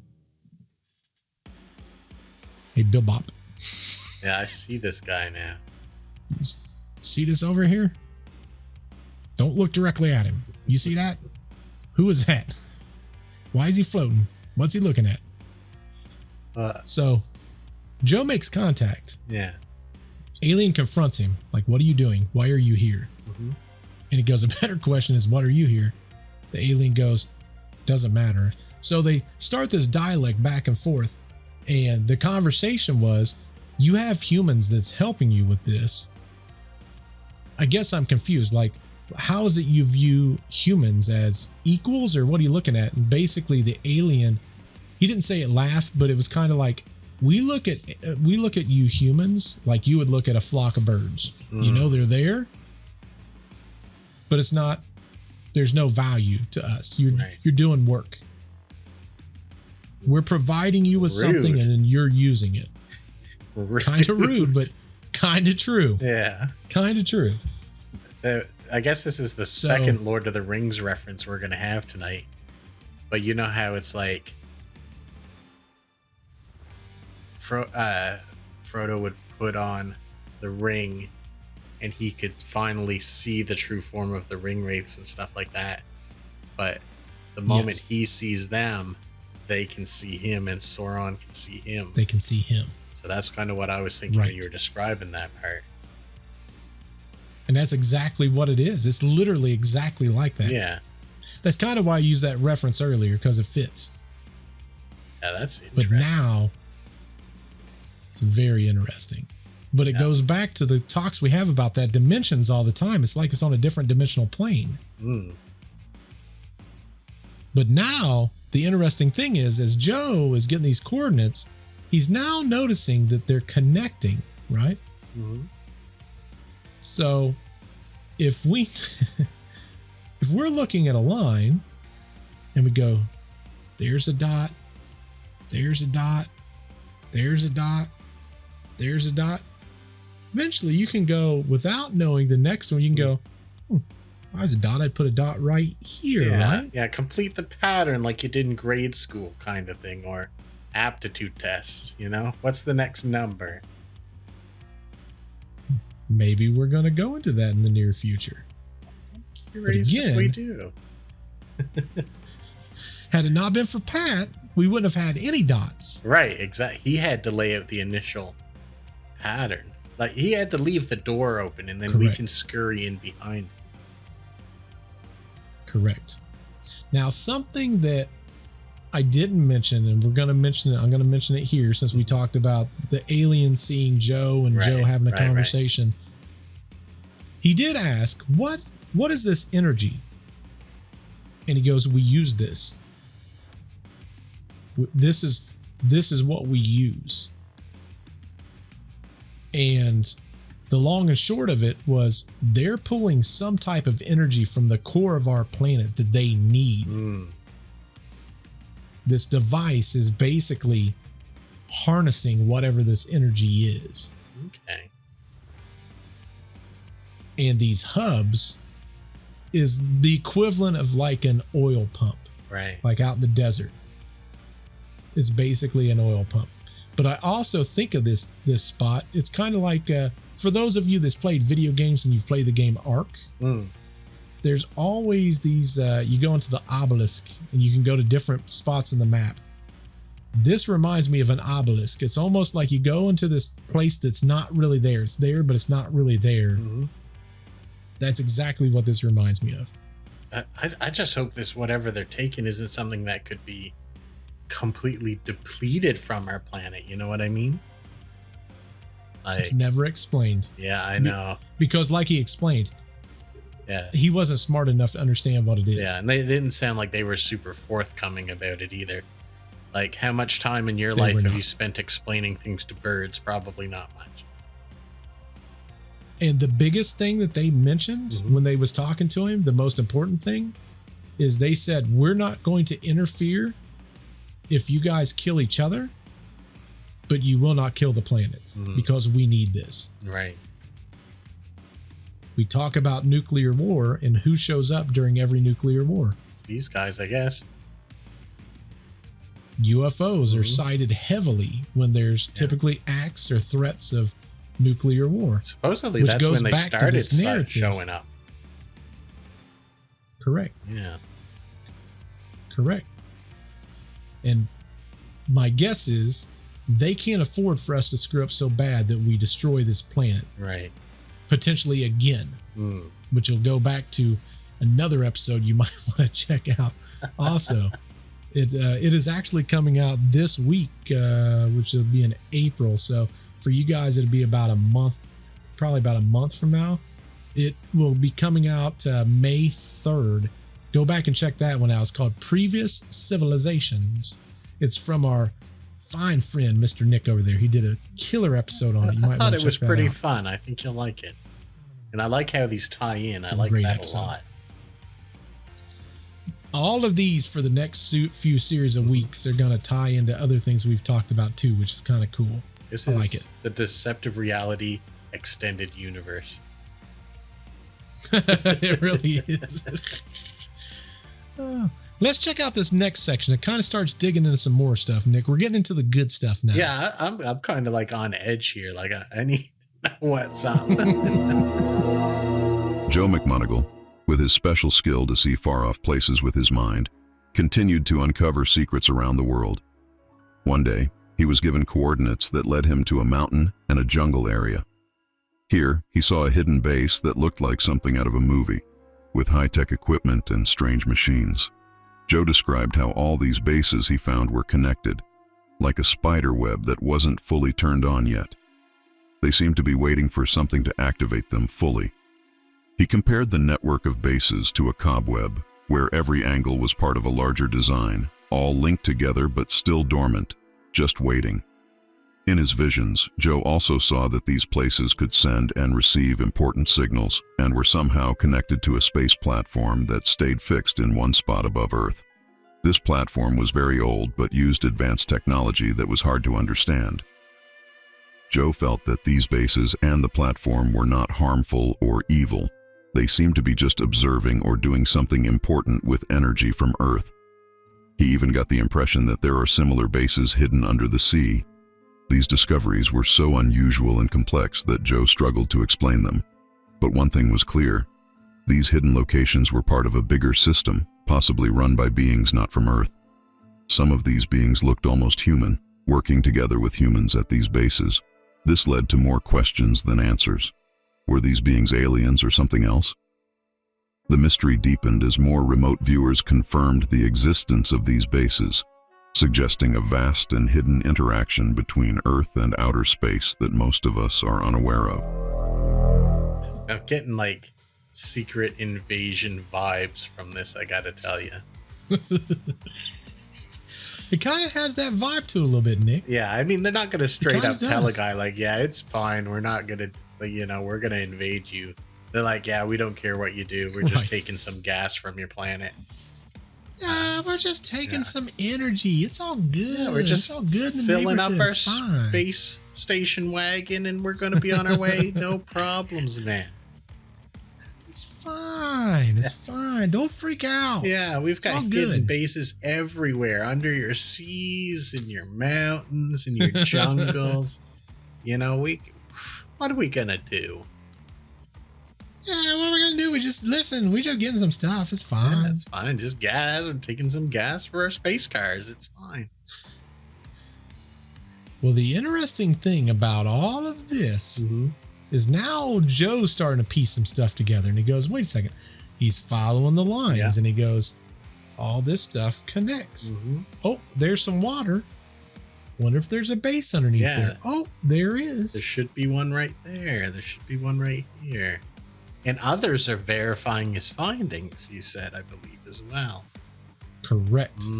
Correct. So he's now finding, based on where he's perceiving the next one to be, they're giving it to other remote viewers, and they're going, yes, here's what we're seeing. And they're confirming the same things that he's saying he's seeing.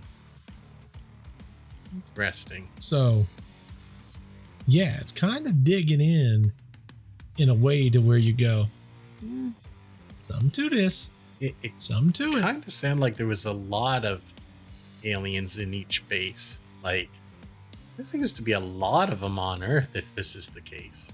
Like, that's, Oh, for sure. yeah, they definitely ain't got their green cards. Nah. You know what? They don't need them. I'm fine with it, Nick. I'm totally fine with I'm it. going to bust in there with handcuffs and be like, I am taking you off this planet. Now, there was one big thing that was said on this one. Everything seems to be connected to what he calls a space platform. Right. This one I was not so sure on. Like, give me more details on that and how we don't detect it. Well, there is a thing that goes around the planet that we found, and we have no clue what it is, and science tells us not to worry about it. And I think it's called like the Dark Knight, I think is what they call it. Okay. I did not put that in my thing, but that is one of them. We just detected it, and it's been going around our Earth forever, and we had no clue. Rotating around Earth, Dark Knight, maybe? I think it's called like Dark Knight or something. It's something Knight. Black Knight. Oh, I've heard of this actually. Yes. We have no clue what it is, but it's considered an alien satellite. And it's in retrograde orbit. It's a perfect orbit. And it was so dark, we didn't even know it was there until we figured it out pretty much by mistake. In 1954, a few news reports claimed that the U.S. Air Force had discovered 2 satellites orbiting the Earth, with the first man-made satellite, Sputnik, not launched for another 3 years. The discovery was surprising, but the Air Force was not the only government agency to notify and notice of these satellites. Man, all these pictures they have of this is wild. And look at it. It's such an interesting image of it. How can we not know more about this? We don't know anything about it. Man, it looks like it, and I know it's deceptive, but it looks like so close we should know tons about it. We should. Suspicion. And that's the thing. This is, if this was when you look at this, if this was a Telltale Games, it would show up a little thing above my head that says Nick will remember this. That's valid. Valid. That's the thing. When you look at the pictures of this thing, though, like, it's so odd. Yeah. Yeah, that's really, like, I'm gonna be like immediately after this episode, I'm gonna be like looking up this thing and saying, why don't we know what this is? It looks real close compared to other things we're looking at. Like, correct. You know, we should just but again, I've heard rumors, and this, I don't know if any of this is true, but supposedly they do know what it is, and it's got a defense mechanism that if you get near it, it will destroy things, is what that's what the fringe paranormal theory is on it. Well, I mean, according to this story, we're in cahoots with the aliens too, so obviously we're not gonna poke around too much. Anyone who's capable of poking in is around on it is probably in on it, maybe. Correct. Now, I do find it funny. There is a website from USA Today, fact check, false claim of an extraterrestrial satellite near Earth. And then it talks about it. It's called the Black Knight Satellite Conspiracy Theory. At the bottom of the image, the text says, unidentified and mysterious satellite of extraterrestrial origins in the near pole orbit of Earth. Scientists have named it the Black Knight Satellite. It's been transmitting some strange radio waves since the 1930s, long before NASA or the Soviet Union sent a satellite into space. Fact checked. The image was shared more than 100 times in about a week. The black orbit is not a satellite, is what it's saying. Or the black object is not a satellite. Conspiracy theorists are claiming off of the image that the black object appears to be hovering above Earth. However, the object is actually space debris cataloged by NASA during the 1998 space shuttle mission. The picture taken December 11th of 1998. There's no evidence that space debris is emitting strong radio waves. Well, we'll see about that, I guess. Here's the thing. NASA also said we landed on the moon. I do believe that, so I'm not gonna... I'm just saying, we don't know. Yeah. That's true. You know what I find very odd? You know what I find very odd about that, Nick? What? Before we go too far off on a tangent? Yeah. You're saying we've been to the moon, right? We've landed on the moon. We've been up there. Yes. We've hung out a little bit. Apollo 11, right? That's what we're going with, right? I believe one of three things happened. Okay. I believe one, we've never been there. We've made it all completely up. Since then, we've sent rovers up there. Rovers have done all this, but a man has never been on the moon. Option two, okay. We've been to the moon. We saw stuff we shouldn't have seen, and then we left and never came back. Okay. Three, and probably the most unrealistic. Three, we've been to the moon. We visited with aliens, and the aliens is like, get your behinds back on the planet over there and don't ever come back. Okay. Now, the reason I say that is, and this is why I say it. So Elon Musk is working with NASA right now to go back to the moon, right? You know what the key difference between Elon Musk with all of his technology and the moon landing is? What? To get from the Earth to the moon, out in space, they're setting up 8 refueling stations to get there and to get back. 8. That's quite significant. Yeah, we only had to do it on 1 tank of gas. Yeah. Yeah, I have no explanation for that, but the closest I'd come to a conspiracy on this is I think it's possible and maybe even likely that we didn't get to the moon when we said we did, but I do believe we got there later because it was an absolute necessity to win the space race over Russia, right? For sure. And in fact, there's a TV show called For All Mankind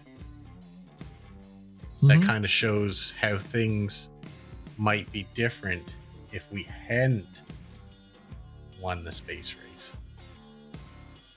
So I think the closest conspiracy that I go with is we got there, but maybe we didn't get there when we said we did. Here's another interesting thing, Nick. If we've been there, the next big thing that Elon Musk is talking about is if we get up there, there's these micro, what do they call them? They're like micro particle asteroids. They're like pieces of debris that's constantly hitting the moon. It's constantly hitting. And they're going at such a fast speed that the material that we would use for our suits, it needs an added layer to prevent for just a pinhole of to puncture, because the moment that happens, we're talking about the size of a pinhead. Right. If one of those hits the suits, you've got 5 minutes to get to contamination or you're going to die. But yet they were doing 35, 40-minute missions outside of the spaceship and never had a micropuncture. So has he addressed this? Like, what's his official statement on this? He doesn't talk about it. Okay. He doesn't talk about it. Okay. But I find it odd that they need to refuel 8 times and they're building the fueling stations to get from here to the moon. Right. And 2, we can't puncture our suits, but they still haven't figured out a way to prevent that. And 3, they go to document everything. A company goes to, in fact, it was Ron Howard, the director. Right. Most people knows him as Opie. He goes, hey, I want to take all of the video footage and combine it so we have a memorial. And they lost every single videotape. Oh, really? That was ever seen. The other interesting thing, and this has never made sense to me, and I'm thinking of all these things now, Nick. If we contact someone in the UK for a news report, how long of a delay is there? Well, nowadays there's not really any. There's still like 6 seconds. It's 6 to 10 second delay, depending on distance. I believe that's imposed delay, because we can do team meetings instantaneous. I think that's an imposed delay to meet standards. Oh, okay. Yeah. I mean, Could be. because I don't know. I'm on team meetings every day with the UK. There's no delay. We can do it at any fidelity we want. But the UK has a lot of standards, and I think we do too, for televising things, and there's an imposed delay. Yeah, but what I mean is that's using today's technology. Oh yeah. Okay. Using the interwebs, right? Yeah. Let's take the interwebs completely out of it. Right. Let's say we had to do it the old-fashioned way, 6 to 10 seconds, right? Okay. For radio broadcasting. Back in the day, there was definitely delays. Yeah. From the Earth to the Moon was 10 seconds? I don't know. Hold on, maybe I can look that up really quick. Another big thing that they talked about is as we was coming off the moon, we've got that cinematic scene. You can look it up on the internet right now, where as it lifts off the moon, the camera does a perfect pan as it's rising off of the moon. A perfect pan. Now, you've used a camera. It's hard to get a perfect pan. Oh, yeah, for right? sure. For sure. But now you're trying to compensate for delay, and you still get a perfect pan? Yeah, that seems How does that happen? difficult. A lot of difficult things going on there, Nick. Yeah, there could be. I mean, I can't real-time fact-check things either, but it's interesting It's to difficult, think about. for sure. Yeah. But even think about this. Nowhere has science ever been able to understand how you get past the Kuiper belt and the radiation that occurs. How do you do that? Like we talk about, if you go out in the sun too much and you have sun exposure, that's just cancer waiting to happen. Oh, yeah. But we go past the Kuiper belt and that immense radiation, which they equivalent to something like 25 times the equivalent of the sun. But those little suits that they have is protective enough to prevent that? Doesn't that seem odd? There's a lot of odd things. There are. But I can't answer to the only reason. That's the thing. But the only interesting, and the reason why I leave it open is because also, if you listen to the NASA file tapes, which everyone has, they're in the archive. Anyone can get the NASA files now. If you go to NASA and then you go to I have them on my desktop. And one of them, Neil Armstrong says, look at him down in those concave structures. I bet the people down there probably never get out. That is an interesting thing to say. So that's why I say maybe they've been there and the aliens are like, yep, probably shouldn't be here. One of the three happened. Listen, I'm just saying. I'm not willing to accept any of those necessarily. I'm open to ideas, but I'm not going to go on the record saying I accept any of that. Don't make me create another Moon episode, Nick. If you want. It seems to rile people up, though, when you do that. Now, I will say, there was on our Moon episode, we covered some stuff about the moon that you figured out later was possible. It was plausible. Yeah, that is true. But in addition to that, there was also in remote viewing, one of the people in remote viewing communicated with an alien on the moon, on the opposite side of the moon. Okay. Yeah, that stuff I kind of got on board with. That stuff. It's just the us not going to the moon that I don't. Maybe a part of me just don't want to accept it, but I'm not going into that. I feel you. I feel you. I know we've been there. Hey, it happens. I know it. We can all hope, Nick. We can all hope. Well, the next segment, Nick, kind of digs into more as far as from Hal's perspective dealing with Skip. If we rush through these, we can probably make this a one-parter. Okay, let's give it a shot. Do you want to hear what happens I next? sure do. Let's see what we can do. When Hal Puthoff handed over 4 special files to Skip Atwater at Project Stargate, he knew they contained important secrets. Pat Price, the person who had originally seen what was in the files, had discovered hidden bases inside mountains. These weren't ordinary bases. They were filled with advanced technology and, surprisingly, Pat saw aliens, and sometimes even human soldiers, working there. Joe McMoneagle, another person who could see distant places with his mind, also confirmed these mysterious bases existed. He found out that these bases could send energy to something far away in space, though he didn't see who was inside them. Years later, they trained more people to do this kind of remote viewing to keep investigating these places. One of these new remote viewers, Bill Ray, was given coordinates that led him to what he described as a hollow mountain in a very cold place called Mount Hayes. He saw advanced equipment and fast-moving metallic ships, and described the people there as thin, emotionless, and almost robotic. Another remote viewer, Paul Smith, saw similar things at a different cold, lonely place. The people he saw seemed very strict and serious, surrounded by boxy electronics and wires running under the ground.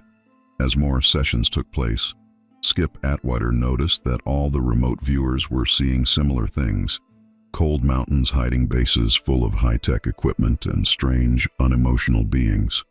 However, Skip worried that his own ideas might be influencing what the viewers saw, so he decided to run a very strict test where neither the person guiding the session nor the remote viewer knew anything except for the coordinates. In this strict test, a remote viewer named Mel Riley described seeing a structure inside a mountain with dark figures operating unusual controls, not unlike a command center hidden underground, similar to a known military base called NORAD. Mel also saw what he thought could be a UFO, which matched what other remote viewers and even Pat Price had seen back in the 1970s. In a lecture many years later, Skip Atwater summarized all these findings. The places they saw were thought to be UFO bases because of their secretive nature, mutual support, and the high-tech features.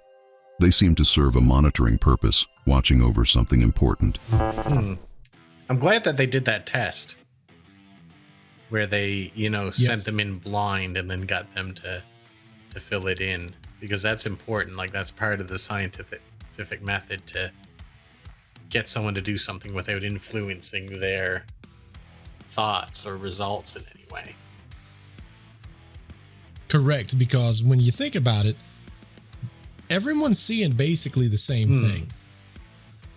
So when you go to the main person, you're like, I don't want to know exactly where we're going to. And they're able to drop the same information. You kind of go, well, that's kind of interesting. Yeah, because I can kind of see. Because now both people doesn't know. Yeah, I can kind of see if they were saying, well, we want you to go check out this alien base underneath the mountain. Someone be like, yeah, there's aliens all over the place. They got all kinds of doodads and stuff. But if you're just saying to someone, hey, check out these coordinates, and then they're coming back with that information, that's the real test. For sure. 100%. Yeah. I'd also like to say, kind of crazy when you think about it. I'd like them to train me. If they can just make people do it, I want to be able to do that. Remote viewing? Oh, heck yeah. Now, they probably had to have people with some ability already, I assume. No? They say anybody can remote view. Man, I'd love to do that. I want to go into alien bases. I'd annoy the heck out of them. When I was researching this, I found the videos and how to learn how to remote view. Have you tried it? No. You're not. I've not done it yet. You not want to? No, I want to. Okay. It's just timing. Yeah. I just started researching it and I'm like, well, that's interesting. So I saved it in my folder to look at later. Are you going to annoy the aliens too? Possibly. Yeah, I'm going to start making a low pitch scream until it gets higher and higher over time until they get really annoyed. I'm just going to stand there. I'm going to be like, hey, y'all, watch my podcast on you guys. Would you like to make a comment? Would you like to make a comment? Listen, we can do an interview right here. You hold up a little psychic microphone. Boom, boom, boom. That'd be outstanding. Oh yeah, definitely. Now, one of the interesting things that they talked about, oh, for sure. One of the big things they talked about is now they're also seeing fast moving ships. Right. They hadn't mentioned that previously. They did mention that previously, which is, again, kind of interesting because now it's kind of starting to lean towards that whole UFO thing. It's a lot like the Hollow Earth thing, too. So there's something to it. That they used to say.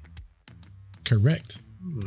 Did you just see they came out with what was really happening underneath the moon? No. They just dropped a news report like 2 weeks ago. What was it? They said that it's a moon inside of a moon is what they're saying now. Okay. Moon inside of a moon. I'll have to look into that because I don't know what they really mean by that. They're saying that there's 2 sets of crusts. Okay. And the reason that it rang like a bell the last time was because it was going down to the true center, which is also a moon. Right. But again, then I would question, well, how was the moon formed then? That doesn't make any sense. There must have been something in between it originally to hold them in there. That's what science is saying now. Moon inside a moon. That's the new thing. Yeah. It came from NASA, I think 2 weeks ago. Yeah, I'm going to have to look into that because I never heard about that. I mean, I can think the only way if it was like ice in there initially and then it escaped or something. I don't know. Or, like I hypothesized, there's an alien structure in there. Oh, could be. The littler one maybe is the alien structure. Correct. Interesting. I mean, they're inside the mountains here in the United States. You're telling me they can't build one inside of a moon? Come on now. I guess they could get anywhere they really wanted. They could have etched it out themselves if they wanted to. Speaking of which, in our next segment, we're going to talk about a new place. I'll tell you one thing. You guys better stop nuking the moon because they're not going to like that. They're not going to like it. Yeah. You guys did that. I don't forget. But yeah, let's check this out. Project Stargate, a special project that involved remote viewing, was shut down in 1993. The CIA said they closed it because it wasn't giving them any useful information. Compared to the huge amounts of money spent on other military and intelligence activities, the money given to Stargate and psychic research was really small. They spent more on office supplies than on this psychic project. But the real reason it was shut down might have been because it was starting to get a lot of attention, and not all of it was good. Stories about the government using psychics were popping up in newspapers, magazines, and on TV, and the idea of ESP, extrasensory perception, seemed too strange to many people. It's likely that some high-ranking military official felt embarrassed by all this attention and decided to end the project. Even though Stargate was no longer active, those who worked on it, like Joe McMoneagle and Russell Targ, mentioned that every government agency used their psychic services, but no one would officially admit it. Some people believe that this kind of secret work is still happening, just hidden away in parts of the budget that aren't easy to see. Years after the project ended, a former KGB agent from the Soviet Union came forward after leaving his country. He claimed he was an assassin and said that one of his jobs was to poison a psychic in Las Vegas. As we wrap up this journey into the shadows of psychic spying and secret projects, it's clear that the truth might depend on how we see the world and what we choose to believe. The story of Project Stargate offers a glimpse into a realm where the boundaries of science and the mysteries of the mind blur, challenging us to imagine what might be possible beyond the known. Whether these projects continue in the dark or have truly come to an end, they remind us that reality is often stranger than fiction and that sometimes the most fantastic tales are hidden in the most unexpected places. Oh, so it wasn't our own people who got him. And supposedly. Yeah, that honestly, this now, makes a lot more sense to me if this was true. It could be. Some people also say that it's CIA misinformation because they're the ones that provided that information. It could be either way. The only hurdle I have to that, because I originally was like, that he found something he shouldn't have. But he was so good. Like, how could they waste a resource like that? You know? Correct. Like, I'm torn on that. I think, to me, maybe the second option makes more sense. Could be. We don't ever know. That's the thing. That's the problem with the end of these. We'll never know. Except sometimes we solve it, and I think never we 100%. Agreed. Every time we solve it, Nick. Every time. Every time, but like, they're not making it easy on us. Like, we need corroborative evidence here. So in that closing segment, it talked about a few things. The first thing that it really talked about is obviously the closing of the project. I don't think it was ever closed. No. In fact, they said that it didn't close. It was just a different pay grade is where it was coming from. They were still working for the government, they said. It's super easy for them to quote unquote close a program that people aren't supposed to know about. They just say, oh, it's gone. Oh, for sure. Let's rename it or something. It's a gone project. Yeah. And they were only investing supposedly paper, like office supplies into it and everything. The equivalent supplies. Yeah, that seems foolish, but. Right, yeah. Which is malarkey. Yeah. It's all malarkey. Yeah, agreed. We're on the same spot on this one, I think. But then oh, big time. I thought I put this in the wrap up. I didn't put it in there. I thought I did. Either way, we'll talk about it real quick. One of the big things that they found that there was a lot of bases underneath the sea.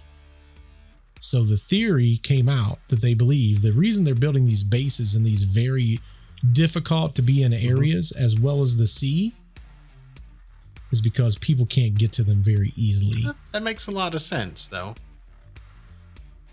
Like, it does. Yeah. Like, they don't want people like, they just want to be left alone while they steal our natural resources. Which, I'm not cool with that, aliens. Those belong to me and Bert. 100%. 100%. Listen, yeah, it's we ours. want our cut at least. Like, you can't just do this. So the question becomes, Nick, what do you think of this story? What do you think's going on? Do you think it's legit? Do you think it's possible? Yeah, I do, actually. No, maybe that's like, I think I'm a little inconsistent with what I'll buy into and what I won't. But but yeah, I do think this is very possible. I mean, I feel like governments don't just set up these programs for nothing sometimes. Like, it's so hard to get them to set up a proper recycling program. You're telling me that they haven't looked at every angle before they bring up a remote viewing UFO program? Like, if it takes us like 15 years to get them to do a reasonable recycling program, like, come on, right? Exactly. But it all fits. It is interesting. What does y'all say out in the wonderful world of the deceptive reality? We're going to call this, every cool person has something that they call their people, Nick. We really need to have this. Like, some people's got the army. Right. Some people has the crew. We need something cool for our people. Our people should be in on this with us. They should be deceptive reality agents or something cool like that. Ooh, I like that. Deceptive reality agents. What you agents say out there? What do you think? You think we got some remote? Actually, hold on. I lied a little bit. I watched some videos, Nick. Hold on. What? Hold on. Steve. I'm in Steve's house. Steve, you're watching this, Steve. You're not subscribed. Steve. Let me see if I can push the button with my mind. Steve. Hit the button, Steve. Steve, hit the button. Hit the doggone button, Steve. Don't make Bert strain like that. Back out of it. It's fine. Press the button. Press the doggone button. Listen, wherever you're listening to your podcast, be sure to definitely give us that rating. Give us a thumbs up. Let us know we're doing a good job. Leave in the comments down below. What do you think's happening? Do you think it's realistic? Do you think it's possible?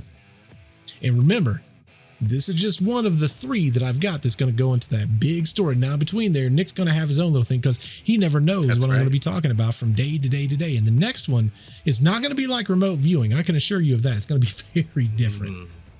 But hopefully, we kept you all on pace. We made things a little bit easier for you. And definitely, as he said, we now got a story section. Put what you want to hear from us. Tell us or maybe you've got a story of your own. Maybe you're a remote viewer like me and you want to tell us about it. Tell us in that doggone box. Go to the website. I especially want to hear your own experiences. Like, let's make this about all of us. 100%. We need reports from our agents. 100% reports from the agents. Until we see you on the next podcast. Goodbye, agents. Signing out. Project Stargate.